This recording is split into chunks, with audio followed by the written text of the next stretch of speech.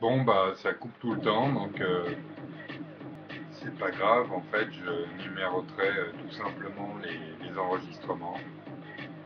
Alors, on a Panda Magazine, sinon, donc voilà, qui traite là notamment du commerce et du trafic, des animaux et des limites à tout ce bordel, à tout ce délire.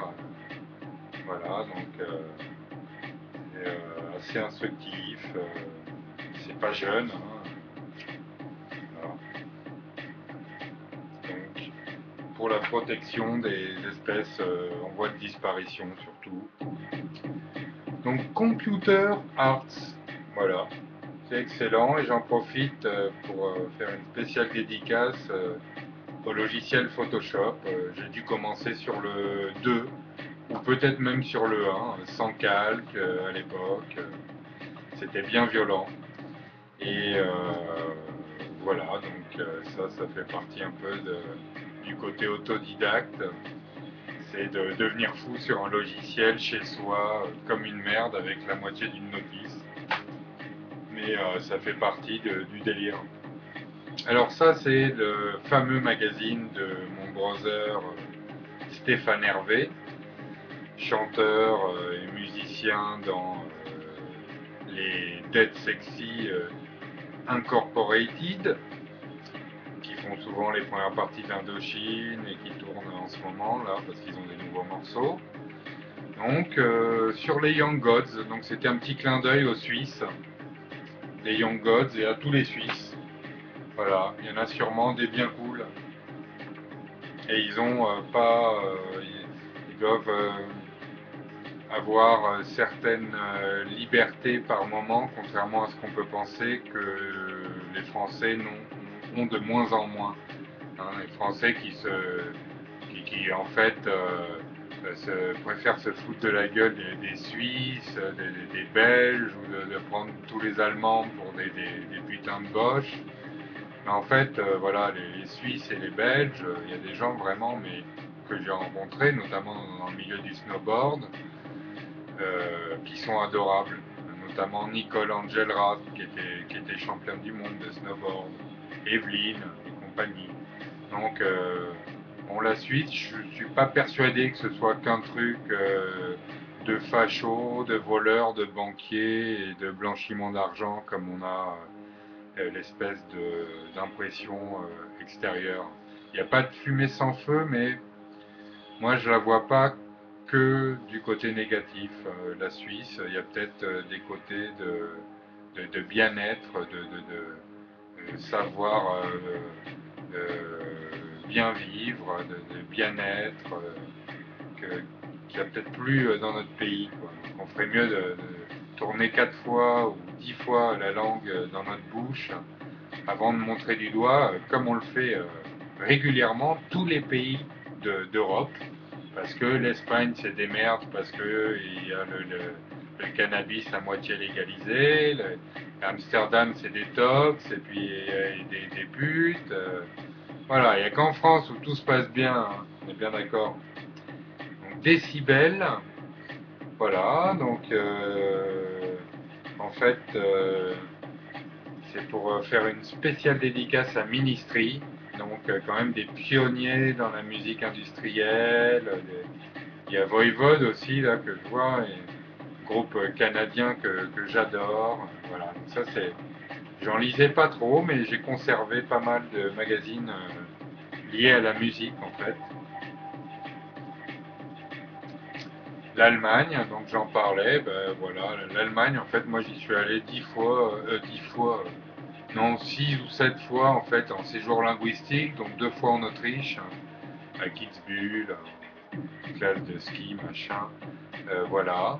Donc en fait, je voulais juste dire qu'en fait, je sais pas, moi je les ai trouvés très gentils. Ils se la pétaient pas comme on se la pète en France. Ils essayaient pas à tout prix d'être des sous-américains. Euh, voilà, donc on a l'image qu'on conserve, je sais pas, par que communautarisme ou je ne sais pas quel. En fait, on conserve l'image des Allemands, les nazis, les Boches, tout ce que vous voulez. Je pense que c'est un peuple voilà, qui aujourd'hui doit être loin d'être d'accord avec ce qui s'est passé et, et qui en fait est sûrement pas plus raciste que les Français, ou ni moins, j'en sais rien. Voilà. L'Allemagne, j'espère qu'il y a des gens aujourd'hui, quand même, j'allais dire de nos jours aujourd'hui, qui ne les voient pas que comme des gens voilà, qui ont fait des sales trucs pendant la guerre, et point barre, quoi. Donc les almanachs, j'ai même celui de mon année de naissance, 69, 74, celui-là. Vous avez vu, on voit Julien Clerc. Voilà. Donc en fait, assez terrible. Toute une année en fait, avec des trucs sur le festival de Cannes, sur les actrices, des vieilles pubs, sur la guerre, voilà. Donc en noir et blanc, mais avec la couverture en couleur. Bon, ça, je le garde un peu comme des pièces où, voilà. Notre fameux ami Rahan, le fils des âges Krawa. Donc voilà. Ça, j'en ai lu quelques-uns. Ben voilà, à nouveau un Rage Magazine sur le samouraï du hardcore punk, le fameux Henry Rollin, non, Rollins. Et donc à chaque fois, je vois qu'il y a Infectious Groove, les Beastie Boys. Ce magazine était d'une qualité, il ne parlait pas en plus que de musique. Donc encore un grand merci à Stéphane Hervé pour nous avoir fait rêver à cette époque-là. Elle est donc en plein dans les années 90 et où j'ai l'impression quand même que c'était une époque où on avait l'impression que certaines choses seraient possibles. Moi, ce que je vois aujourd'hui chez les jeunes, c'est le désespoir, la soumission, que des choses en fait assez. On dirait qu'ils n'ont plus de fenêtres ouvertes, il n'y a plus de soleil, enfin. Faites quelque chose là-haut. Il y a un truc qui tourne pas rond, un truc qui part en couille. L'Express, alors donc, l'Express, les copines d'abord, ce qu'elles disent entre elles sur les hommes, l'amour, la liberté. Putain, mais quand même, vous parlez pas de nous au moins. Hein. Ça c'est terrible, hein, quand on sait que les femmes passent leur temps à parler de nous. Non, allez, je rigole. Un Lascaux sous la mer, donc terrible aussi. Voilà. Ça c'est parce qu'en fait, j'ai travaillé à Nice pour un laboratoire de recherche qui analyse les fouilles archéologiques qui datent du Paléolithique. Donc c'est la grotte du Lazaret. Et le directeur des recherches est le professeur Delumley, qui a découvert le plus vieil homme européen, donc l'homme de Totavel. Voilà, il a découvert son crâne. C'est l'inventeur de ce crâne. Ça se dit comme ça. Graphitisme, donc ça c'est vraiment un bouquin super underground sur le graffiti. Vous voyez, il y a John Wan que j'ai rencontré, il y a Ewan sûrement. Voilà, des gens qui exposent à New York, dans les galeries, qui ne sont plus forcément uniquement dans la rue. Il y en a qui se sont vraiment bien débrouillés, quoi. Respect, moi j'ai toujours eu un côté moi-même et une passion aussi pour l'art de rue. D'ailleurs, le street art sur Facebook notamment, je regarde beaucoup les pages parce que c'est souvent avec un concept, c'est jamais gratuit, un symbole, et qu'en plus c'est souvent des détournements. C'est qu'on détourne un arrêt de bus, une poubelle, hein, pour en faire autre chose. Et en fait ça fait des vacances parfois en ville. Voilà. VSD Paris Match et puis Télé 7 jours. Voilà, donc le fameux VSD avec les plus belles filles du monde. Alors celle-ci a un petit côté brésilien totalement craquant. Ça sent la fraîcheur, la plage, le beau regard et le corps tout bronzé à plein nez. Voilà, ça j'ai jamais lu.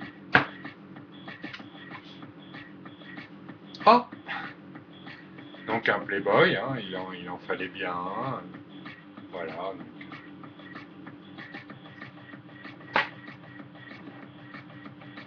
On a fait nos armes là-dessus. Hein. Raffarin, les vrais défis. Non, c'est pas ça que je vais vous montrer, c'est ça que je veux vous montrer. C'est pas forcément Marseille, ni Aix, ni Arles.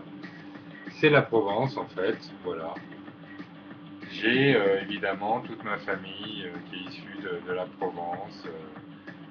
Quand j'ai lu Tout Pagnol, des fois c'était ultra émouvant parce que j'avais l'impression d'avoir vécu ces trucs-là, avec mes grands-pères qui parlaient encore à moitié patois, le languedocien, voilà. Donc la Provence, c'est quand même quelque chose à voir.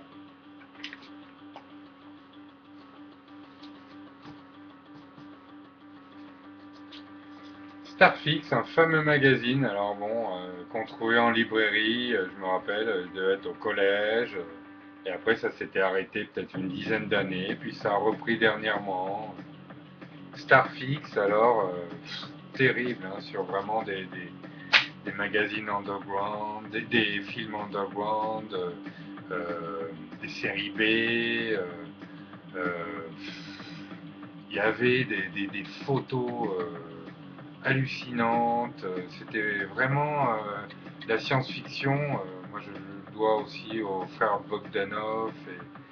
C'est qu'il y a eu vraiment à ce moment-là des gens qui nous ont donné un peu une certaine ouverture en fait sur l'anticipation, la science-fiction et tout ça.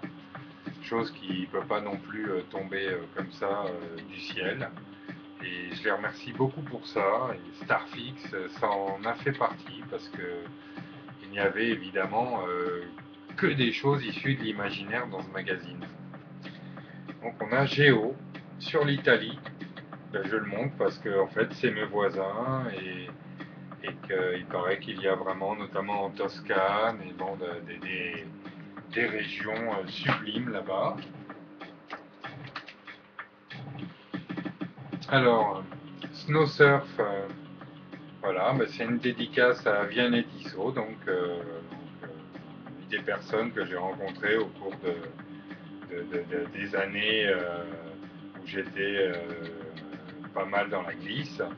Voilà, donc il était rédacteur en chef à l'époque, je ne sais pas s'il l'a revendu, mais bon, un magazine français de snowboard. Voilà.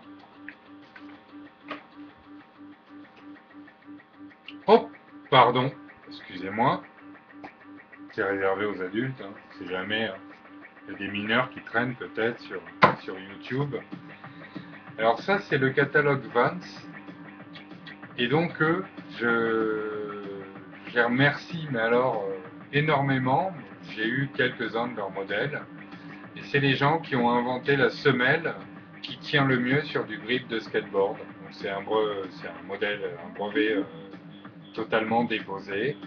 Et donc le plastique et la sculpture des semelles de Vance, Vance s'est fait connaître comme ça, ont été spécialement inventés pour les skateurs. Donc aujourd'hui, je veux dire, tout le monde peut avoir des Vans au pied.